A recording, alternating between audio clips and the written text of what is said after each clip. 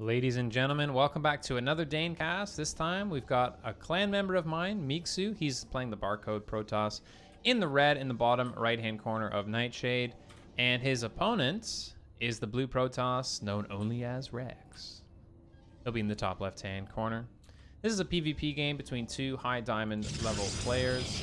So really, there could be anything. They're good enough players that they start to have decent macro and they're starting to follow some build orders, but not too good that not everything is viable. So you can see a wide variety of PvP at this range, even wider maybe than at the highest level, because you can get away with more. You can do sillier things. You can get away with trying your own thing, being creative, and seeing what you can make happen, because you're not going to get punished by absolute perfect mechanics and perfect metagame builds at this level. So I think this level is a great level to cast, and I'm really interested in seeing what Miczu describes as peak PvP in this game. So Rex not going for his second gas as early as he probably should do. He's getting his second gateway on time though.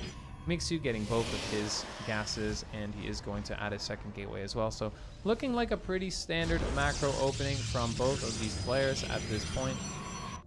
But we'll have to see how they transition into the mid game. So it looks like Rex is staying still on one gas at this point.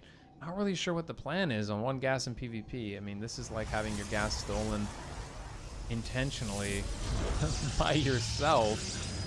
Is adding his cybernetics core. Maybe we'll be looking to do an early expand. I mean, maybe. Miczu's looking like he's going to be doing a proxy of his own here in the bottom left-hand corner here. A very sneaky spot here. Looking like he's going to have it just perfectly timed so that he can put something down when his cybernetics core finishes. And Rex, passing by him like a ship in the night, isn't going to spot, just barely isn't going to spot this location, but is going to drop down a proxy of his own. We'll have to see what building these players choose to proxy. Rex finally adding his second gas, but not saturating it. So a big gas disadvantage here for Rex, just because of his build order. If I was coaching him, I'd definitely be coaching him to get that second gas a lot earlier, especially in this matchup. Especially if you're proxying something, you need every bit of gas you can get. Looks like he's going to have enough to build this robo, but only just, and he's needing to make a zealot to compensate for this because he doesn't have the gas to make a stalker.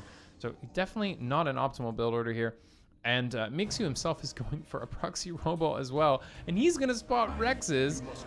So he's going to know everything, but Rex doesn't quite know about his proxy robo. So the information advantage definitely going to Miczu at this stage. And he realizes that this is in range of his base. So he's actually going to engage this and potentially might get this down before it gets anything out. So Rex does realize that since he's been spotted, he might as well just cancel, and he builds a third gateway in his main base. So he cancels the robo before it's finished, and because he realizes he can't defend it. And now Miczu's making an immortal, and he's actually killing the pylon of Rex as well. So definitely not a great situation for Rex here. He decides, sod it, I might as well just build a base and try and defend it, because if my opponent's going to kill me, he's going to kill me. I might as well get some kind of advantage out of it. So he's going to go for the economic advantage, whereas Rex is going, or whereas Miczu is going to be going for the tech and army advantage here. A very scary proxy robo push here coming up from Miczu. He's got 3 stalkers, an adept, and an immortal, and he's barreling down on only 2 zealots and 2 stalkers and a sentry. There's no shield battery here from Rex.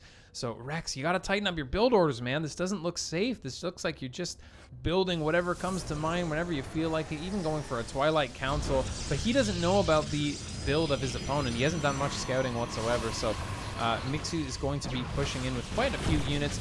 Rex does frantically build a shield battery and does do a warp in here. Gets a single force field out on this army, but he doesn't have anything to deal with this immortal.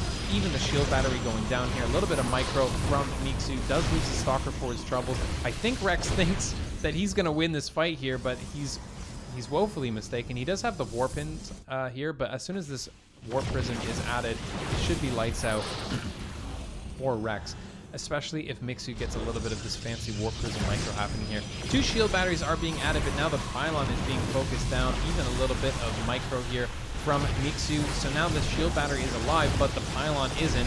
So the immortal is doing absolute work here, attacking the wrong units. The zealot's actually being somewhat helpful here, but with a little bit of micro from Miczu, he should be able to clean this up, no problem here. And nice little dancing here. Victory to Miczu, the barcode Protoss here. Not sure how that went on as long as it did, but nicely played from him. And Rex, if you want some coaching, man, hit me up, because you need to sort out your build order, amigo. GG to Miczu.